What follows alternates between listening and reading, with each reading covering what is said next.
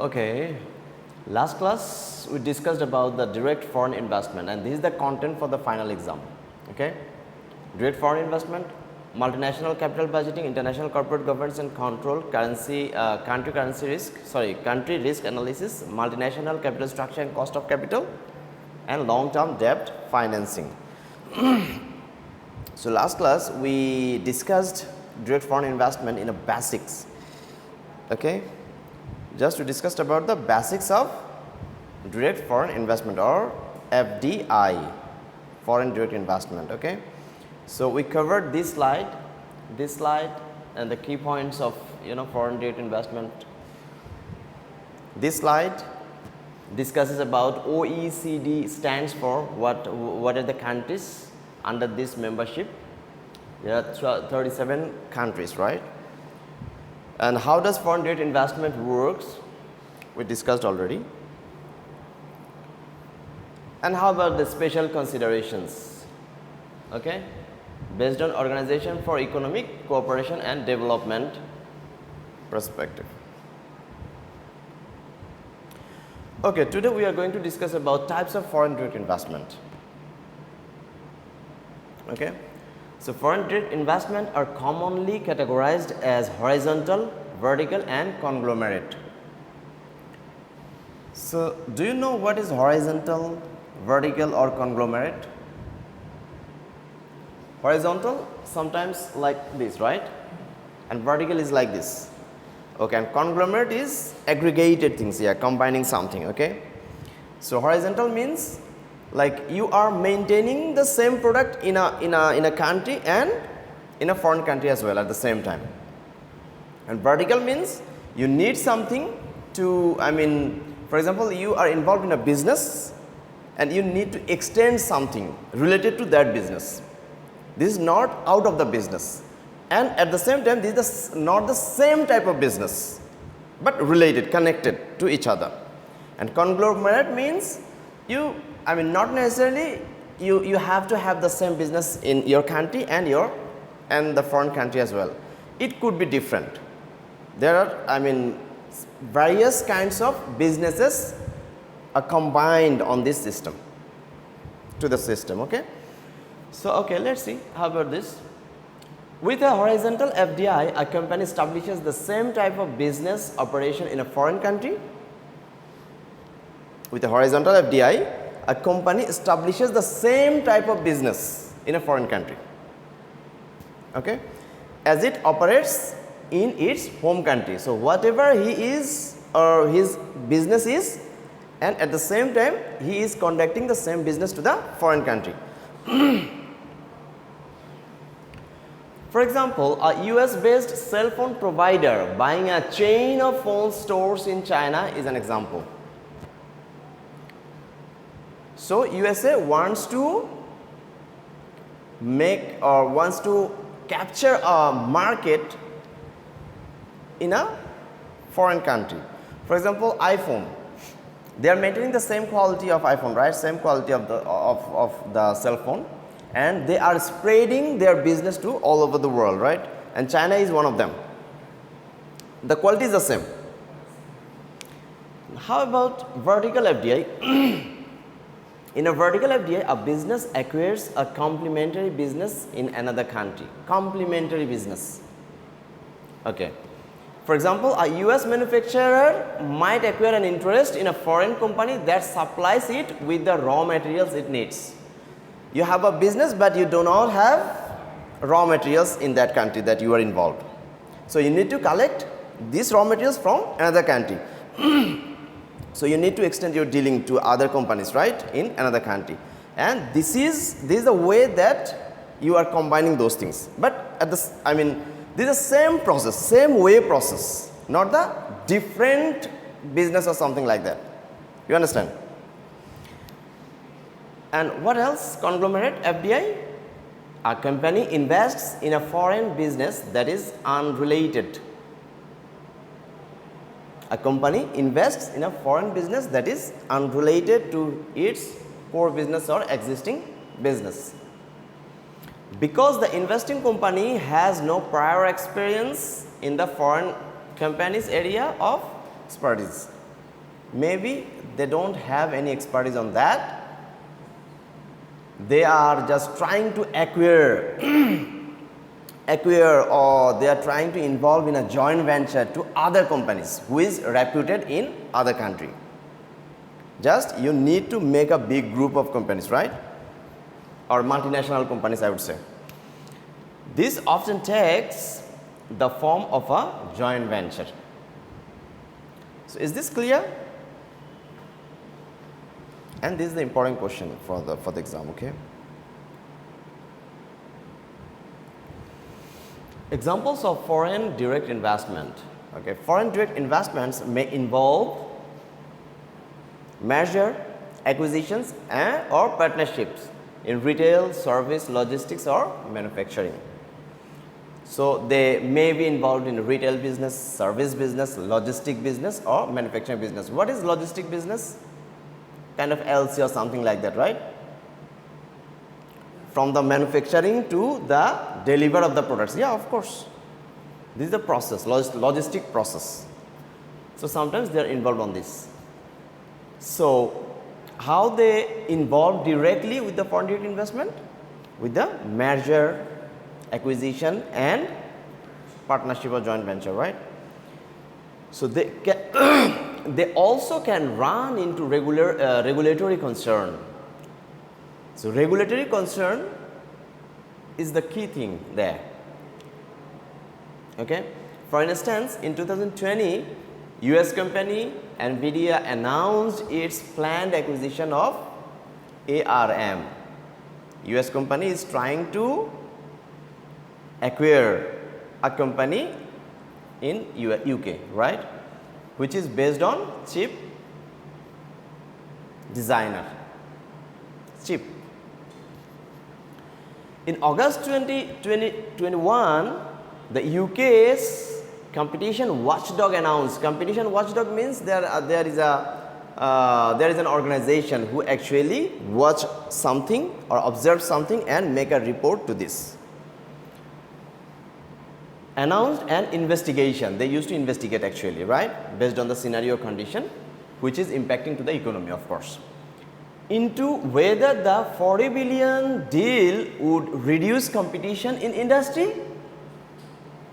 $40 billion deals would reduce the competition in industries reliant on semiconductor chips. So this deal may hamper to the semiconductor chips, maybe. So there is a possibility, and then the deal was called off in February 2022. The deal is cancelled. So regulatory concern is the important thing in this circumstance. Okay.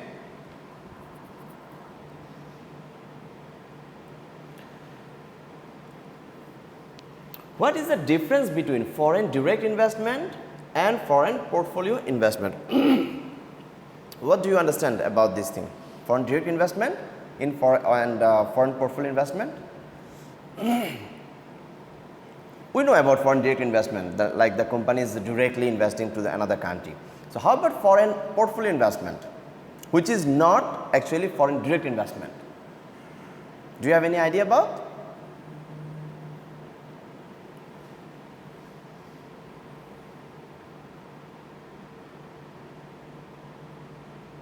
Okay, let's discuss about these things, okay? Buying shares, buying foreign shares, yeah, is indirect investment. Not indirect, actually it is called portfolio investment, but not direct, closely directed. Foreign portfolio investment is the addition of international asset to the portfolio of a company. Foreign portfolio investment is the addition of international asset to the portfolio of a company, and institutional investors such as pension fund or individual investors. It is a form of portfolio diversification. We know about the portfolio, right? You don't have to invest all the money to the one project, rather you have to divert your investment to different projects, right? So diversification achieved by purchasing the stock or bonds of a foreign company. So this is how you diversification to your country and to the foreign country as well. Foreign direct investment. So this is the foreign portfolio investment. Okay. So how about foreign direct investment? Instead requires a substantial or direct investment in or the outright acquisition of a company based in another country and not just their securities. So FDI means, okay, this is also kind of FDI, of course. Foreign portfolio investment is a kind of FDI, but not direct. So direct means it is not substantial or direct investment or acquisition. I mean, this is direct investment is like it's not only buying the securities, but also you have to merge, you have to make partnership, you have to make joint venture, or you have to acquire a company in foreign country, which is impactful to your GDP and impactful to the foreign country's GDP. For example, FDI is generally a larger commitment made to enhance the growth of a company. Okay? But both FPI for foreign portfolio investment and FDI are generally welcome, particularly in emerging nations like us.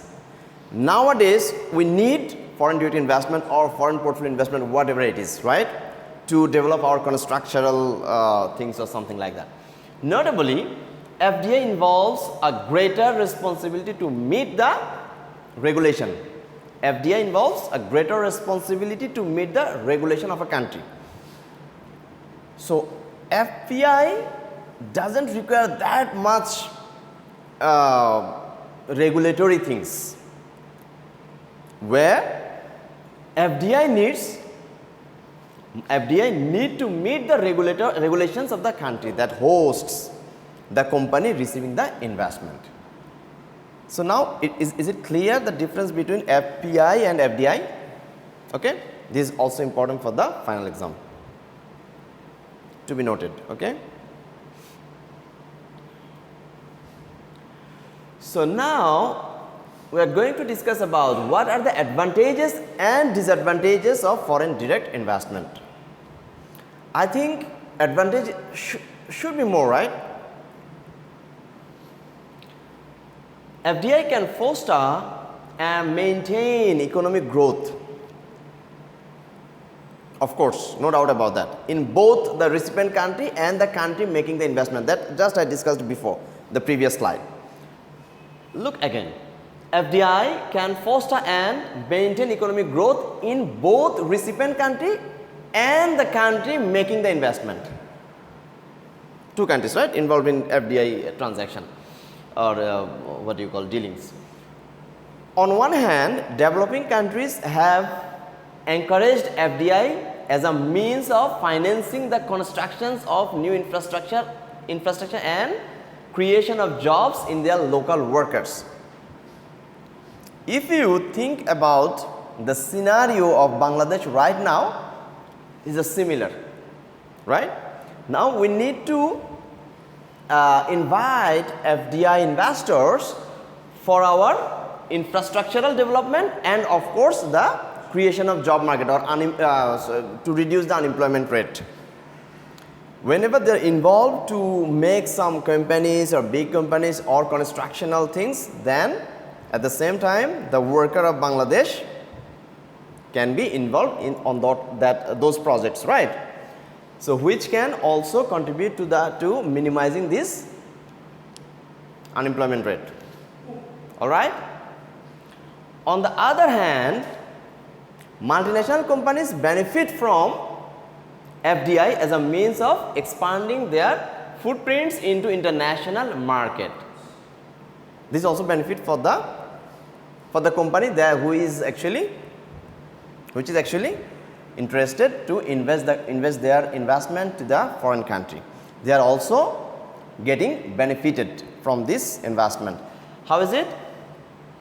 expanding their footprint into international market so that they can be called as multinational company. So how about the disadvantages? Whatever we discussed right now is about advantages of FDI. So how about the disadvantages of FDI? Of course, political risk. However, is that it involves the regulations and oversight of multiple governments. They need to deal with the multiple governments. It is not about one or two countries, maybe more countries than that, right?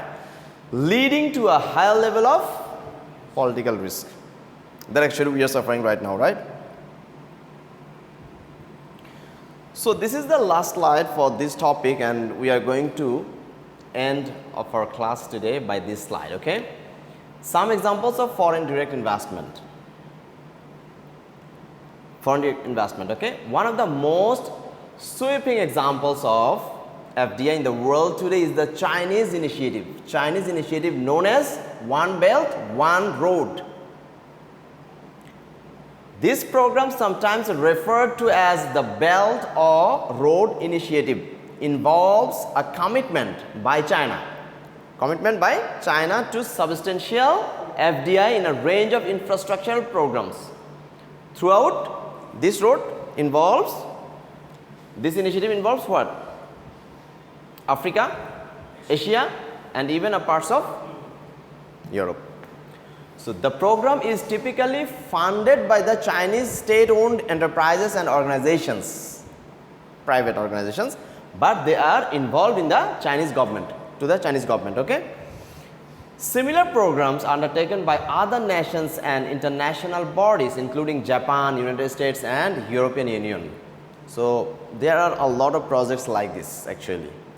They are trying to make so many, more countries to one belt and one road, right? So this is how actually now big investment of FDI involved. So this is the end of our class today.